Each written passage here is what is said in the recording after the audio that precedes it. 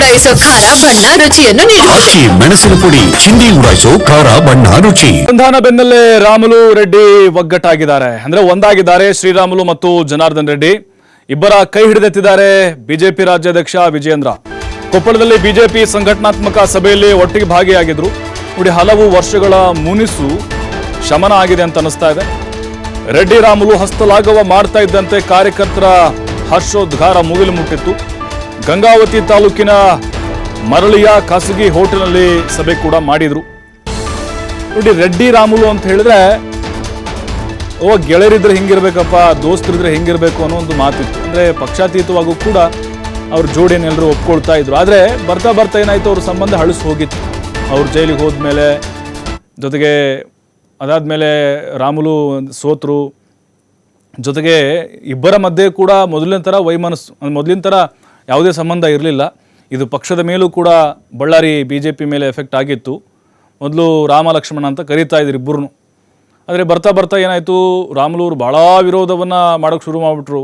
ಜನಾರ್ದನ್ ರೆಡ್ಡಿ ಕಂಡ್ರೆ ಜೈಲಿಂದ ಆಚೆ ಬಂದ ಮೇಲೂ ಕೂಡ ಅಷ್ಟೇ, ಒಬ್ಬರು ಕಂಡ್ರೆ ಒಬ್ಬರಿಗೆ ಆಗ್ತಾ ಇರಲಿಲ್ಲ. ಮತ್ತು ಜನಾರ್ದನ್ ರೆಡ್ಡಿ ಕೂಡ ಅಷ್ಟಕ್ಕಷ್ಟೇ ಅನ್ನೋ ಥರ ಇದ್ದರು. ಬಟ್ ಈಗ ಇವರಿಬ್ಬರನ್ನೂ ಒಂದು ಮಾಡಬೇಕು ಅನ್ನುವಂಥ ಪ್ರಯತ್ನ ಹೈಕಮಾಂಡ್ನಿಂದಲೂ ಕೂಡ ನಡೀತಾ ಇತ್ತು. ರಾಮುಲು ಅವರು ಪಕ್ಷ ಬಿಡುವಂಥ ಮಟ್ಟಿಗೆ ಹೋಗಿದ್ದರು ಅವರು. ಯಾಕೆಂದರೆ ಅವ್ರಿಗೂ ಒಂದು ರೀತಿ ಇಷ್ಟ ಇರಲಿಲ್ಲ ಇವರು ಮತ್ತೆ ಪಕ್ಷಕ್ಕೆ ಸೇರ್ಪಡೆ ಮಾಡಿಸ್ಕೊಂಡಿದ್ದು.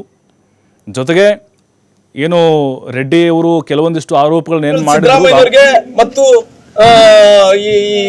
ಈ ರಾಜ್ಯದ ಮುಖ್ಯಮಂತ್ರಿಗಳಂತ ಸಿದ್ದರಾಮಯ್ಯನವರಿಗೆ ಮತ್ತು ಉಪಮುಖ್ಯಮಂತ್ರಿ DCM ಅವರಿಗೆ ನಾನು 2013ರಲ್ಲಿ ಒಂದು ಘಟನೆ ನೆನಪು ಮಾಡಿಕೊಡ್ತೇನೆ. 2013ರಲ್ಲಿ ನಾನು ಕೂಡ MLA ಆಗಿದ್ದೆ. ಅವತ್ತಿನ ಸಂದರ್ಭದಲ್ಲಿ ಅವರೇ ಮುಖ್ಯಮಂತ್ರಿ ಆಗಿದ್ರು. ಆ ಮುಖ್ಯಮಂತ್ರಿ ಆದಂತ ಟೈಮಲ್ಲಿ 6 ತಿಂಗಳ ಕಾಲ ಉಪಮುಖ್ಯಮಂತ್ರಿ ಇದ್ದ DCM ಅವರು ಇವತ್ತೇನಾಗುತ್ತೆ DK ಶಿವಕುಮಾರ್ ಅನ್ನ 6 ತಿಂಗಳ ಕಾಲ ಕ್ಯಾಬಿನೆಟ್ ಅಲ್ಲಿ ಕೂಡ ಕರ್ಕೊಂಡಿದ್ದಿಲ್ಲ. ಹಂಗಾಗಿ ಅವ್ರಿಗೆ ತಾಳಮೇಳ ಸರಿ ಇಲ್ಲ, ಅವರಿಬ್ಬರಲ್ಲಿ ಕಚ್ಚಾಟಿದೆ. ಬಹುಶಃ ಈ ನಾಡಿನಲ್ಲಿ ಇದ್ದಂತ ಅಭಿವೃದ್ಧಿ ವಿಚಾರದಲ್ಲಿ ಕುಂಠಿತ ಆಗ್ತದೆ. 2028 ತನಕ ಕೂಡ ಸಿದ್ದರಾಮಯ್ಯನವರೇ ಮುಖ್ಯಮಂತ್ರಿ ಅಂತೇಳಿ all India national Congress president ಆದಂತ ಮಲ್ಲಿಕಾರ್ಜುನ್ ಖರ್ಗೆ ಅವರು ಕೂಡ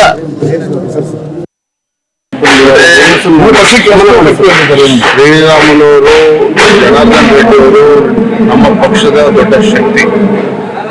ಯಾವತ್ತೂ ಕೂಡ ಒಟ್ಟಾಗಿ ಹೋದಾಗ ಭಾರತೀಯ ಜನತಾ ಪಾರ್ಟಿ ಹೆಚ್ಚು ಸ್ಥಾನಗಳನ್ನ ವಿಶೇಷವಾಗಿ ನಮ್ಮ ಕಲ್ಯಾಣ ಕರ್ನಾಟಕದಲ್ಲಿ ನಾವು ಗೆದ್ದಿದ್ದೇವೆ. ಸಂತೋಷ ಇದೆ. ಅವರಿಬ್ಬರು ಸಹ ಪಕ್ಷದ ಬಗ್ಗೆ ನಿಷ್ಠೆನ ಇಟ್ಕೊಂಡು. ಇವಾಗ ಮತ್ತಷ್ಟು ಮಾಹಿತಿ ಕೊಡ್ತಾರೆ ನಮ್ಮ ಪ್ರತಿನಿಧಿ ನಾಗರಾಜ್ ನೇರ ಸಂಪರ್ಕದಲ್ಲಿ. ನಾಗರಾಜ್, ಈಗ ಬಹಳ ದಶಕಗಳಿಂದ ಅಂತರವನ್ನ ಕಾಯ್ದುಕೊಂಡಿದ್ರು ರೆಡ್ಡಿ ಮತ್ತು ರಾಮುಲು. ಅವರ ಸ್ನೇಹದ ಬಗ್ಗೆ ಎಲ್ಲರೂ ಕೊಂಡಾಡ್ತಾ ಇದ್ರು. ಬಟ್ ಬರ್ತಾ ಬರ್ತಾ ಎಲ್ಲ ಸಂಬಂಧ ಹಳಿಸಿ ಹೋಗಿತ್ತು. ಈಗ ಒಂದಾಗಿದ್ದಾರೆ. ಪಕ್ಷಕ್ಕೆ ಹೇಗೆ ಇದು ಅನುಕೂಲ ಆಗುತ್ತೆ? ಮತ್ತೆ ಇಬ್ಬರು ದೋಸ್ತಿಗಳು ಒಂದಾಗಿರೋದ್ರಿಂದ ಅವ್ರ ಕಾರ್ಯಕರ್ತರಲ್ಲಿ ಹೇಗೆ ಸಂಭ್ರಮ ಆಯಿತು ಅಂತ?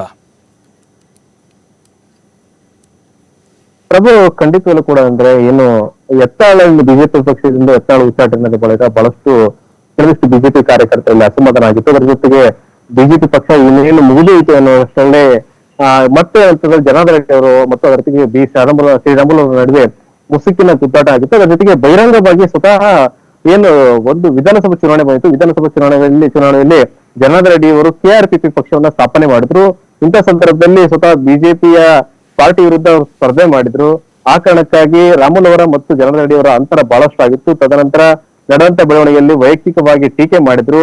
ಇನ್ನೇನು ಇವ್ರದ್ದು ಮುಗಿದೋಯ್ತು, ಯಾಕಂದ್ರೆ ಇವರಿಬ್ರು ಕೂಡ ಜಗಳ ಆಡ್ತಾ ಇದಾರೆ, ಬಹಿರಂಗವಾಗಿ ವೈಯಕ್ತಿಕವಾಗಿ ಟೀಕೆ ಮಾಡ್ತಾ ಇದಾರೆ ಅಂತ ಅನ್ನೋ ಪ್ರಶ್ನೆ ಬಿಜೆಪಿ ಏನಂತ ಈಗ ಡ್ಯಾಮೇಜ್ ಅನ್ನ ಕಂಟ್ರೋಲ್ ಮಾಡೋ ನಿಟ್ಟಿನಲ್ಲಿ ಮುಂದಾಗಿರೋದು. ಸ್ವತಃ ಏನಂದ್ರೆ ವಿ ಸೋಮಣ್ಣನವರು ಜನಾರ್ದನ್ ರೆಡ್ಡಿ ಅವರಿಗೆ ಕಾಲ್ ಮಾಡ್ತಾರೆ. ಜೊತೆ ಶ್ರೀರಾಮುಲು ಅವರಿಗೆ ಕಾಲ್ ಮಾಡಿ ಇಲ್ಲ ಇಬ್ರು ಕೂಡ ದೆಹಲಿಗೆ ಬಂದು ಇಬ್ರು ಒಟ್ಟಿಗೆ ಬರ್ಬೇಕಂತೇಳಿ ಹೇಳ್ತಾರೆ. ಇಂಥ ಸಂದರ್ಭದಲ್ಲಿ ಜನಾರ್ದನ್ ರೆಡ್ಡಿ ಅವರು ನಿನ್ನೆ ಒಂದು ರಿಯಾಕ್ಷನ್ ಕೊಟ್ಟಿದ್ರು. ಇಲ್ಲ, ನಾವಿಬ್ಬರು ಏನಂದ್ರೆ ಬೇರೆ ಮೂರೇ ವ್ಯಕ್ತಿ ನಮ್ಗೆ ಸಂಧಾನ ಮಾಡಬೇಡ, ನಾವೆಲ್ಲೂ ಕೂಡ ಶಾಶ್ವತವಾಗಿ ನಾವು ಗೆಳೆಯರಿದ್ದೀವಿ, ನಮ್ಮನ್ನ ದೂರ ಮಾಡಲು ಯಾರಿಂದ ಸಾಧ್ಯ ಇಲ್ಲ ಅಂತ ಹೇಳಿದ್ರು.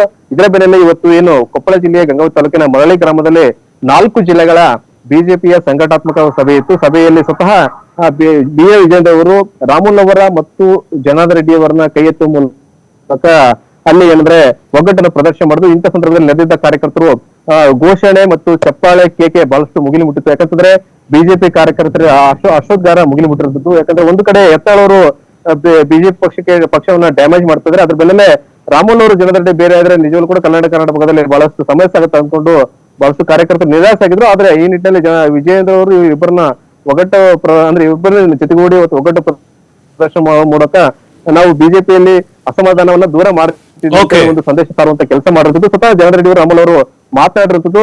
ನಮ್ಮ ಇಬ್ಬರ ಗೆಳತನ್ನು ಯಾರು ಕೂಡ ದೂರ ಮಾಡಕ್ ಸಾಧ್ಯ ಇಲ್ಲ. ನಾವಿಬ್ರು ಕೂಡ ಯಾವಾಗಲೂ ಒಗ್ಗಟ್ಟಾಗಿರ್ತೀವಿ ಮತ್ತು ಬಿಜೆಪಿ ಕಟ್ಟು ನಿಟ್ಟಿನಲ್ಲಿ ಕೆಲಸ ಮಾಡ್ತೀವಿ ಅಂತ ಹೇಳಿ ಇರ್ತದೆ. ಅದ್ರ ಜೊತೆಗೆ ಶ್ರೀರಾಮುಲು ಒಂದು ರಿಯಾಕ್ಷನ್ ಕೊಟ್ಟಿರ್ತದ್ದು ಏನಂದ್ರೆ ನಾ ಇಬ್ರು ಕೂಡ ಯಾವತ್ತೂ ದೂರ ಆಗಿಲ್ಲ, ಒಂದಾಗ್ತೀವಿ. ಅದ್ರ ಜೊತೆಗೆ ಅಂದ್ರೆ ಯತ್ನಾಳ್ ಅವರು ಈಗಾಗಲೇ ಏನು ಪಕ್ಷದಿಂದ ಉಚ್ಚಾಟನೆ ಮಾಡಲಾಗಿದೆ. ಆ ಕಾರಣಕ್ಕಾಗಿ ಯತ್ನಾಳ್ ಅವ್ರನ್ನ ಕರೆತೊಡ ನಿಟ್ಟಿನಲ್ಲಿ ಕೂಡ ನಾನು ಕೆಲಸ ಮಾಡ್ತೀನಿ. ಅವರು ಕೈ ಕಾಲಾದ್ರೂ ಬಿದ್ದು ವಿಜಯೇಂದ್ರ ಮತ್ತು ಯತ್ನಾಳ್ ಅವ್ರನ್ನ ಒಂದು ಮಾಡೋದಕ್ಕೆ ಕೆಲಸ ನಾನು ಮಾಡ್ತೀನಿ ಅಂತ ಹೇಳಿ Okay. ಸ್ವತಃ ಶ್ರೀರಾಮುಲು ಹೇಳಿಕೆ